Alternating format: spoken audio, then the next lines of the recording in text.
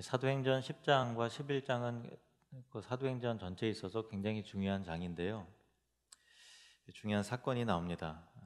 그 이방인 고넬료가 회심하고 성령 세례를 받음으로 본격적인 그 이방인 구원의 역사가 시작이 되기 때문에 사도행전 9장 10장 이후에 그 성경의 흐름에 사도행전 역사의 대전환이 이루어지는 부분이죠. 고넬료가 이방인 최초로 구원을 받은 사람이라는 의미는 아닙니다. 앞서서 에디오피아 여왕 간다게 넷이 또 빌립에 의해서 복음을 듣고 또 구원을 받았고요. 또 여기저기 흩어진 성도들이 안디옥과 같은 여러 곳에 이르러 이방인에게도 복음을 증거했습니다. 로마인 고넬료는 이방인들이 복음을 믿고 구원을 받기 시작하는데 고넬료가 그 구속사의 그 중대한 진입문에 있는 진입 문턱에 딱 서 있는 사람으로 소개가 되고 있는 것입니다. 고넬료는 로마인으로서 그 이름은 코르넬리우스인데요. 고넬료 이렇게 번역이 되었습니다. 코르넬리우스, 즉 고넬료는 가이사랴에 거주하고 있었는데요. 가이사랴는 앞서 사도행전에서 두 번 언급이 되었습니다. 먼저는 이 빌립이 에디오피아 여왕의 그 내시를 전도하고 그 후에 떠나죠. 그리고 나서 남쪽 광야에서부터 북쪽까지 쭉 거슬러 올라가면서 해변을 따라 올라가면서 여러 성읍들을 거치면서 복음을 증거하다가 최종적으로 도착한 그리고 또 머문 곳이 가이사랴였습니다. 그리고 또 사울이 다메섹에서 예루살렘으로 와서 사도를 만나다가 보름밖에 안 됐는데 또 핍박이 사울을 죽이려고 하는 사람이 있어서 고향 길리게 다소로 가잖아요. 그때 이제 길에서 여러 가지 그 유대인의 위협들을 받으니까 예루살렘 형제들이 사울을 보호하면서 항구가 있는 곳까지 배웅을 해주는데 그 항구의 이름이 바로 가이사랴였습니다. 가이사랴는 지중해 해변에 있는 아름다운 항구 도시인데 지금 이제 본문 그 맥락 속에서 베드로가 머물고 있는 요바로부터 이제 북쪽으로 해변을 따라 50km 정도 떨어져 있는 곳이고요. 그리고 예루살렘으로부터는 110km 정도 떨어진 곳에 위치해 있습니다. 가이사랴는 로마가 팔레스타인을 정복한 다음에 이스라엘을 통치하는 총독부가 머문 곳이에요. 총독부를 로마가 가이사랴에 세우고 또 자연스럽게 총독부가 있으니까 총독부를 호위하는 보병 부대를 주둔시키고 있었습니다. 이 가이사랴라는 이름은 로마 황제 카이사르 그 시절을 말하는데요.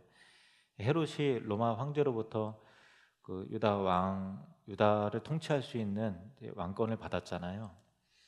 그래서 카이사르 황제를 칭송하는 의미에서 도시의 이름을 황제의 이름 그대로 가이사랴로 짓고 10년간 신설한 도시입니다. 가이사랴의 총독부를 호위하는 군대는 이달리아 부대 이렇게 되어 있는데요. 그냥 우리가 알고 있는 그 이름 이탈리아 그 이름입니다. 이탈리아 부대였습니다. 우리나라 군대도 뭐 승리 부대, 백골 부대, 또 이기자 부대, 화랑 부대 뭐 여러 부대마다 이름이 있잖아요. 이탈리아도 그 부대 이름이었는데 로마는 한 개 부대의 병력을 이제 600명에서 1000명 정도 두었어요. 그리고 이 부대의 지휘관을 천부장이라고 하고요. 그 아래에 8명에서 10명 정도의 백부장을 두었습니다. 이 백부장은 한 60명에서 많게는 100명까지 정도의 군인들을 통솔하는 지휘관이었는데 그러니까 한 중대장 정도 되겠네요. 계급으로는 대위 정도라 할 수 있을 것입니다. 이 고넬료는 이방인이었지만 하나님을 경외하는 경건한 사람이었는데요. 당시 이방인들 중에는 헬라어 성경인 70인경을 통해서 성경을 통해서 자연스럽게 하나님을 믿는 사람들이 간혹 있었고요. 또 유대인 회당 예배에서 확인되는 유일신 하나님과 또 유대인의 율법적이고 또 절제된 윤리적 삶의 기준들에 매료가 되어서 세상의 어떤 다른 신들과는 뭔가 구별된 좀 윤리적이고 또 절제가의 삶이 요구되는 그러한 것에게 매료가 되어서 하나님을 믿는 이방인들이 있었습니다. 또 어떤 이방인들은 더 나아가서 유대인과 같이 안식일을 준수하며 또 하나님께 정기적으로 기도하고 또 유대의 관습을 꼼꼼히 준수하는 사람들도 있었는데, 이 오늘 본문에 나오는 고넬료의 모습은 이스라엘의 하나님께 정기적으로 기도하고 예배하고 또 가난한 백성들을 돌보며 구제하는 경건한 모습이 있는 진심으로 하나님을 경외하는 그런 사람이었던 것입니다. 그가 어느 날 오후에 정기적으로 기도하고 있던 그 시간에 천사가 환상 가운데 이제 고넬료에게 나타납니다.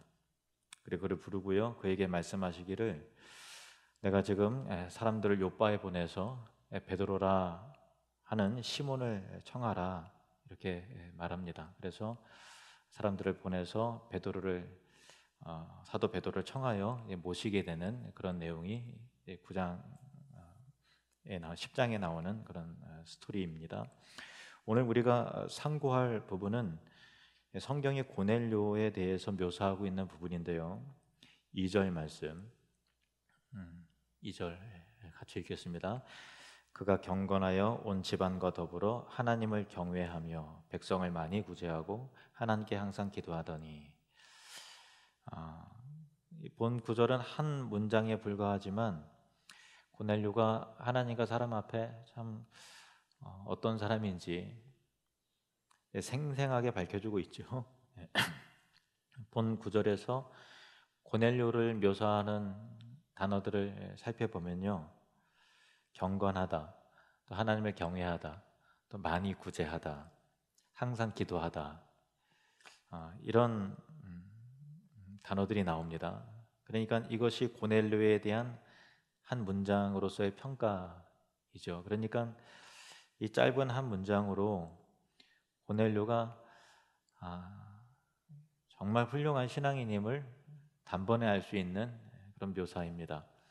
사도행전에 보면요, 어떤 사람에 대해서 한 문장으로 그의 삶과 인격과 또 형편에 대해서 평가하는 경우가 많이 나오는데요. 앞서 요바의 다비다, 베드로가 살려낸 다비다 같은 경우도 이렇게 묘사되어 있습니다. 사도행전 9장 36절 말씀. 요바의 다비다라 하는 여제자가 있으니 그 이름을 번역하면 도르가라, 선행과 구제하는 일이 심히 많더니. 여제자였다. 참 유일하게 사용된 단어지요. 그리고 가난한 사람들을 불쌍히 여기는 선행과 구제가 심히 많았다라고 하는 표현을 통해서 참 다비다가 이런 사람이구나 하고 한 문장으로 금방 우리는 이해를 하죠. 또 뒷부분에 이게 바나바와 같은 경우는 이렇게 소개가 됩니다. 사도행전 11장 24절에 이 부분은 같이 읽을까요? 시작. 바나바는 착한 사람이요 성령과 믿음이 충만한 사람이라 이에 큰 무리가 주께 더하여지더라. 바나바 하면 대체로 많은 사람들이 바나바 하면 딱 떠오르는 게 착한 사람이야. 그리고 성령과 믿음이 충만한 사람이야. 이렇게. 그리고 그렇게 좋은 사람이니까 그를 통해서 많은 사람들이 교회로 더해지는 그런 부흥의 역사가 나타났다라고 하는 이 짧은 기술을 통해서 바나바의 신앙 인격과 삶과 그 모든 것을 한 번에 우리는 딱 알 수 있게 되는 것입니다. 우리 같은 경우도요, 어떤 사람에 대해서 소개할 때 어떤 사람 그 뭐 아무개가 어떤 사람인지 얘기해 줘. 그러면은 뭐 책 한 권을 여러분 써서 얘기합니까? 아니면 A4 용지에다가 빡빡하게 기술을 하나요?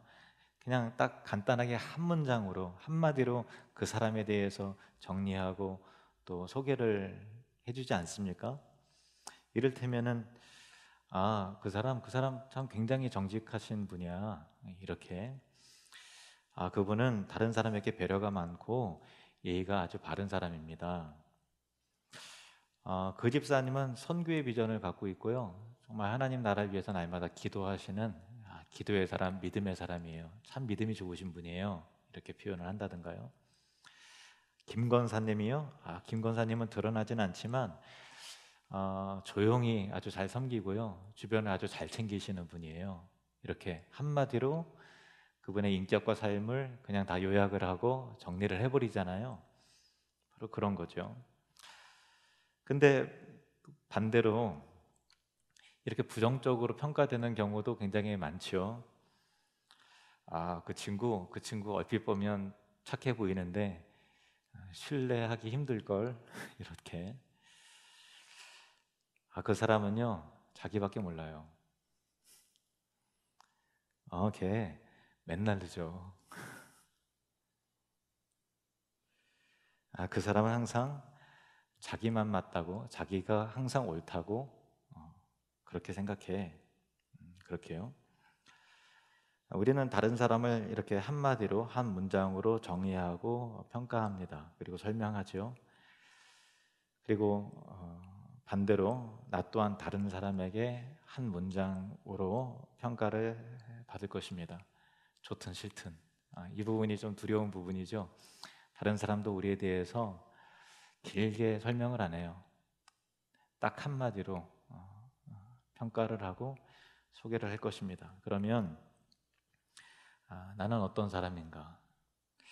다른 사람에게 어떻게 비춰지고 어떻게 나는 평가되고 있을까 하는 것이죠. 결국은 자기가 행한 대로 살아온 대로 평가를 받는 거죠. 그 평가는 정직할 것입니다. 내가 살아온 대로, 내가 행한 대로, 내가 베푼 대로 평가받는 것입니다. 여러분은 과연 어떤 사람인가요? 그리고 다른 사람에게 어떻게 보여지는 사람입니까? 또 어떻게 평가받고 싶으십니까? 우리 옆 사람에게 이렇게 말합시다. 앞으로 잘하겠습니다. 네, 앞으로 잘하겠습니다. 참 잘해야 돼요. 고넬료의 평가를 다시 한번 볼까요? 2절의 말씀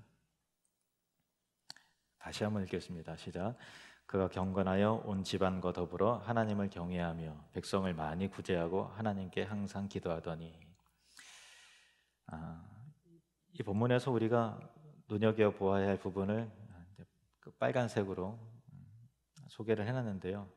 온 집안과 더불어. 다른 그 단어, 수식하는 단어도 정말 중요한데 제가 보기에는 온 집안과 더불어 하나님을 경외했다. 이게 제일 대단한 부분이라고 생각이 듭니다. 왜냐하면은 이건 고넬료가 자신의 그 집안이라는 것은 자녀고 또 배우자이고 또 뭐 그 당시에 종이 있다면 종과 또 가까운 또 친척들과 같이 살았다면 친척들과 대가족을 이루었다면 그런 집안의 모든 사람들에게 자기에게 속한 모든 사람들 전체를 선하게 통솔하고 있었다라는 부분이거든요. 이것이 그의 됨됨이의 진면목이죠. 만약 그가 본문 말씀대로 항상 기도하는 사람이었긴 하지만은 삶이 별로 이게 본받고 싶을 만한 부분이 없다면은 아무리 가난한 사람을 구제하기는 하지만 자녀들이 보기에는 그게 이제 진정성이 없고 외식하는 마음으로 돋보이고 싶은 마음 가운데 하는 그런 부분이라면 진실하지 않다면 이 고넬료가 아무리 자녀나 배우자라 할지라도 고넬료가 믿는 하나님을 향한 신앙을 같이 별로 따르고 싶지 않았을 거예요. 그러나 그는 하나님 앞에서의 믿음도 경건했을 뿐 아니라 가난한 이웃을 그대로 이제 구제하고 많이 구제하고 사람들에게 덕과 은혜를 이루는 진실한 사람이었다는 것입니다. 그래서 고넬료가 믿는 그 하나님을 같이 다 따르는 거죠. 온 집안과 더불어 하나님을 경외했다는 표현은 그의 인격과 삶과 신앙이 말과 행동이 일치가 되었다. 그가 믿는 바와 삶이 같았다. 주변 사람들에게 감동을 줄 만큼 진실하고 영향력이 있었다라는 것을 알게 해주는 중요한 대목인 것입니다.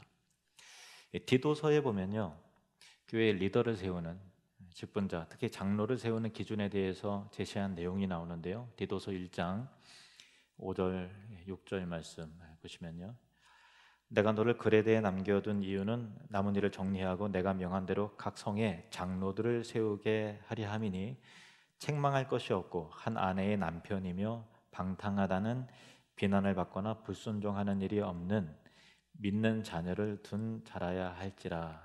이렇게 돼 있죠. 그러니까 그냥 한마디로 믿음 좋은 사람 뽑아라 이렇게 돼 있지 않고요, 삶에 대해서 말하고 있어요.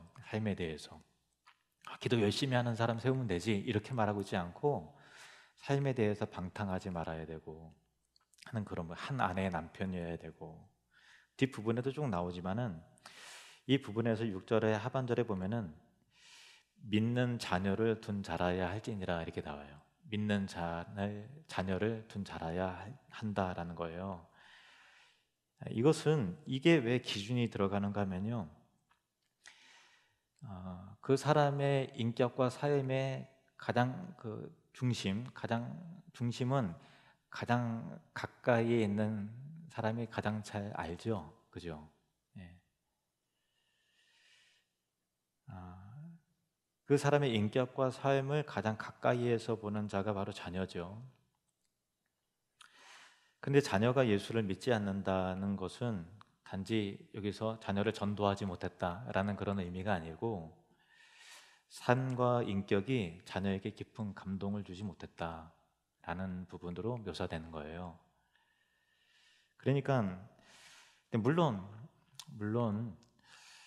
자녀의 신앙이 부모의 의지와 힘으로 되는 것만은 아니에요. 그건 우리가 서로 이제 인정합시다. 각자 자녀를 할지라도 인격적으로 하나님을 만나기 위해서 단련받고 부르시는 때가 있기 때문에 아직 이제 자녀가 주 앞에 돌아오지 못한 그런 경우가 있다면 너무 낙심하지 마시고 하나님께 맡기면서 기도해야 되죠. 근데 이제 적어도 자녀들의 마음에 우리 부모님의 인격과 삶을 보니까 믿음의 세계는 가식이라든가 아니면은 뭐 이상한 게 아니라 그건 진짜다 라는 것이 자녀들이 확인되어야 된다라는 거죠. 그러니까 우리의 믿음과 삶이 일치가 되고 말과 인격이 일치가 되어야만 자녀는 바뀌게 되는 거잖아요. 아무리 교회에서 집사고 권사고 장로고 목사라 할지라도 자녀들이 보기에 저건 가짜야 라고 하면 그건 절대로 이제 예수님을 믿지 않겠죠. 그렇게 이제 가까이에 있는 가장 가까운 사람에게 믿음의 영향을 주면서 신앙의 그 선한 통솔을 할 수 있는 자가 교회의 리더로 세워져야 된다라는 것이 이 디도서 장로를 세우는 기준의 그 의미인 것입니다. 이처럼 이 고넬료가 이방인이었지만은 온 집안 사람들과 더불어 하나님을 경외했다 하는 것은 가족을 다 전도했다는 것 이상의 그 의미가 있는 부분이다라는 것이죠. 가장 가까운 사람에게, 자녀에게, 종들에게, 인척들에게 그의 인격과 삶이 감동을 주었다라는 부분으로 해석될 수 있는 내용인 것입니다. 고넬료가 가족을 선하게 통솔할 수 있었던 이유에 대해서 우리 금방 살펴봤는데요. 이번에는 하나님께서 수많은 이방인들이 있는데, 또 물론 이방인들 중에서 극소의 사람들이, 어떤 사람들이 이제 하나님을 또 믿었지만 그 가운데서도 믿음의 이방인들 중에서 이 사도행전의 구속사의 흐름에 대전환이 일어났는데 하나님께서 왜 고넬료를 택하셔서 이방인 선교의 대전환점으로 세우셨는가라는 거죠. 먼저 믿는 사람들 다 있었을 거예요. 그런데 사도행전 역사에 그 문턱에 고넬료를 딱 왜 세우셨느냐? 그를 기억하신 이유가 뭐냐? 그를 눈여겨보신 이유가 뭐냐라는 것이죠. 고넬료가 기도하는데 환상 중에 천사가 나타났습니다. 그리고 그 천사는 하나님이 고넬료를 택하신 이유에 대해서 말씀합니다. 4절 말씀 같이 읽겠습니다. 시작. 고넬료가 주목하여 보고 두려워 이르되 주여 무슨 일이니이까? 천사가 이르되 내 기도와 구제가 하나님 앞에 상달되어 기억하신 바가 되었으니. 아멘. 내 기도와 구제가 이렇게 돼 있죠. 아마 고넬료는 이스라엘 하나님을 말씀을 통해 또 그들의 회당 예배를 통해서 경험하게 되면서 그 진리의 말씀을 더 알기 위해서 더 간절히 오랜 기도를 했을 겁니다. 그 진리의 말씀을 깨닫기 위해서 간절히 기도했을 거예요. 갈급한 마음으로. 그러나 하나님이 보신 것은 단지 고넬료의 기도만 보신 것이 아니라 이 말씀 그대로 그의 구제, 너의 기도와 구제가 하나님 앞에 상달되어 기억하신 바 되었다라는 그 말씀 그대로 그의 기도와 베푸는 삶을 하나님이 함께 보셨다라는 거죠. 그리고 그의 기도와 삶이 하나님 앞에 상달이 되어 기억하신 바가 되었다고 분명히 말하고 있습니다. 만약 우리가 오랫동안 또 간절히 기도했지만 그 기도가 응답되지 못하는 부분이 있다면 어쩌면 그 기도와 함께 병행되어야 될 그 삶이 바르지 못하기 때문에 그런 것일 수도 있습니다. 기도가 중요하지만 기도가 전부는 아니다라는 것이죠. 하나님이 우리를 향해 눈여겨보시는 것은 우리를 향한 하나님을 향한 간절한 기도와 함께 우리의 삶의 병행이죠.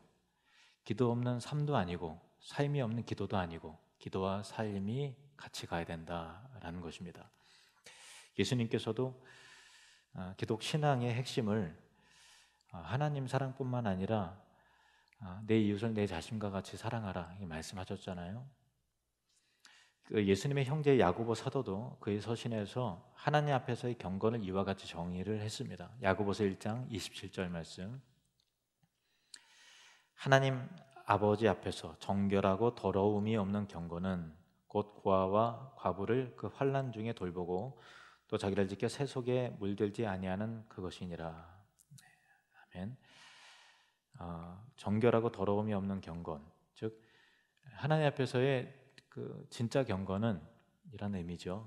진짜 경건은 이웃 사랑과 함께 거룩한 삶이 병행되어야 된다라는 것이죠. 그냥 거룩한 삶, 세상과는 구별됐어 이것만이 아니라 고아와 과부를 환난 중에 돌보는, 이웃을 사랑하는, 구제하는, 물질을 흘려보내는 뭔가 그 배려심이 있는 그 삶이 병행되어야 진짜 경건이다라는 거죠. 그러니까 단순히 종교적 열심만이 경건은 아니다라고 성경이 분명히 말하고 있죠. 지난번에도 살펴본 바와 같이 욥바의 다비다가 많은 과부들을 힘이 많이 구제했다 이렇게 돼 있잖아요. 힘이 많다라는 것은 자기의 힘, 능력 이상의 일들을 감당했다라는 거예요. 물론 이제 당연히 하나님께 기도했겠죠. 그러니까 그 헌신적인 사랑의 삶 때문에 여제자라고 하는 성경에서 유일한 그 칭호가 다비다를 수식하는 단어로 등장을 하는 것 아닙니까? 그러니까 주변에서 봐도 그의 삶을 보니까 그 사랑의 모습, 헌신의 모습을 보니까 야, 진짜 제자가 맞다라는 거죠. 단순히 기도 열심히 했다, 전도 열심히 했다라는 걸로 여제자라고 이게 평가된 것이 아니라는 것을 말씀을 통해서 우리가 확인했습니다. 예수님께서도 너희가 서로 사랑하면 모든 사람이 너희가 내 제자인 줄 알리라 말씀하셨죠. 그러니까 어떤 종교적 어떤 시스템에 의해서 커리큘럼에 따른 과정을 이수하면 제자다 그게 아니라 그 말씀대로 순종하면서 실천하는 사랑의 삶의 모습이 성도 간에 우리의 주변 가운데서 보여지고 드러나게 될 때 모든 사람이 너희가 내 제자인 줄 알리라 이렇게 말씀하신 거죠. 이 중요한 말씀을 우리는 쉽게 읽는 것 같아요. 그래서 어떤 그 제도적 교회의 시스템과 그런 것에 따라서 이게 너무 좀 이렇게 그렇게 보는 경향이 있는데 사실은 그렇지 않죠. 진실한 삶과 사랑이 우리를 주님을 따르는 제자 되게 하는 것입니다. 기독교 여러 단체들이 많이 있잖아요. 여러 선교 단체나 또 여러 교파별로 여러 교회들이 많이 있는데요. 대부분 다 건강하고 건전하죠. 그런데 이단은 아닌데 좀 이상한 곳의 특징을 보면요. 그들의 신앙에 열심이 없어서 문제가 되는 게 아니에요. 누구보다 더 열정이 있어요. 더 열심히 전도하고 누구보다 더 많이 헌신하고 헌금도 더 많이 하고 더 많이 봉사하고 충성하죠. 근데 그럼 그렇게 열심히 했는데 뭐가 잘못인가? 뭐가 잘못인가 할 때 그들 안에 있으면 안 보여요. 그게 서로 열심히 경쟁이 돼 있기 때문에 열심으로 비교당하고 평가받고 하는 그런 구조 속에서 보면 그게 자신의 잘못된 부분이 안 보이거든요. 그런데 한 걸음 떨어져서 보면은 그게 보이죠. 저 사람들은, 저 단체는 열심만 있구나. 이게 보이지 않습니까? 더불어 살아가는 가족과 또 동료와 사회 구성원에 대한 양보와 배려가 없는 열심은 참 왜곡되고 잘못된 것입니다. 엄밀히 보면 그들의 열심은요, 진짜 하나님의 뜻을 따른 하나님에 대한 열심이 아니에요. 그냥 종교적 열심, 경쟁에서 나오는 열심, 평가에 의한 열심, 그리고 열심히 해야만 인정받고 또 구원받으니까 어떤 게 행위 충성 자체를 어떤 그 중요한 덕목으로 생각하기 때문에 어긋난 종교적 열심이죠. 하나님에 대한 진실한 하나님을 바르게 아는 지식에 의한 열심은 아니에요. 그런 열심은 우리도 뜨겁게 쫓아가야죠. 하나님을 열심히 믿고 사랑해야 되는 것이죠. 그러나 어긋난 종교적 열심만 있다면 거기서부터 잘못된 부분들이 굉장히 많이 있어요. 예수님께서 산상수훈을 통해서 다음과 같이 교훈하신 내용이 있습니다. 마태복음 5장 23절, 24절 말씀 함께 읽겠습니다. 시작. 그러므로 예물을 제단에 드리러 가다가 거기서 내 형제에게 원망 들을 만한 일이 있는 것이 생각나거든 예물을 제단 앞에 두고 먼저 가서 형제와 화목하고 그 후에 와서 예물을 드리라. 아멘. 그러니까 어떤 그 열심만이 하나님 앞에서 열심만이 곧 신앙이다라는 착각을 하지 말아야 합니다. 다른 사람에게 우리가 잘못한 부분이 있어서 내가 참 잘못하고 그 사람을 억울하게 하고 또 손해보게 해서 원망을 들을 만한 일이 생각나면 그것을 먼저 해결하라는 거죠. 사람과의 불편한 관계부터 먼저 그 은혜로 또 용서를 구하고 그렇게 해결을 하라는 것입니다. 물론 이제 우리가 살다 보면은 우리 힘으로 사람과의 관계를 다 풀어낼 수 있는 건 아니에요. 노력해도 해결이 안 되는 부분도 많이 있고요. 그리고 나의 능력 밖의 일도 사실 있는 거죠. 그런 부분들이 많이 있습니다. 그러나 예수님의 말씀의 중요한 요점은 신앙이 종교적 열심만으로 풀어지는 것이 아니다. 단순하게 생각하지 말아라 라고 하는 것이죠. 하나님에게 이처럼 감동을 주는 것도 내 기도와 구제가 하나님 앞에 상달이 되었다라는 말씀과 같이 하나님에게 감동을 주는 것도 응답이 있는 기도도 그리고 가족과 같은 가까운 사람들에게 감동을 주어서 믿음으로 하나를 이루는 것도 선한 영향력을 갖게 하는 것도 결국은 삶입니다. 진실한 사랑의 삶이죠. 지난번 설교 때도 말씀드렸다시피 우리가 사랑나는 축제에 대해서 올해는 전환점이 필요한 시기입니다. 올해 사랑 나눔 축제는 새롭게 전환될 거예요. 그냥 말 그대로 사랑 나눔이죠. 우리의 삶에서 크고 작은 감동적인 사랑을 그냥 조건 없이 나누는 그런 사랑 나눔 축제고요. 구체적인 계획이 있는 것은 아닙니다만은 여러분의 삶의 실천들이 서로 더해지고 모아지고 함께 기도하고 이루어짐을 통해서 하나님이 영광을 받으시고 또 감동의 스토리들이 여러분의 인생과 삶 가운데 아름답게 펼쳐짐으로 선한 영향력이 흘러가기를 축복합니다. 우리 주님께서 저와 여러분의 삶에 형제와 이웃을 사랑하는 진실하고 경건한 사랑을 행할 수 있는 능력을 가득 채워주시기를 축복합니다. 기도하시겠습니다.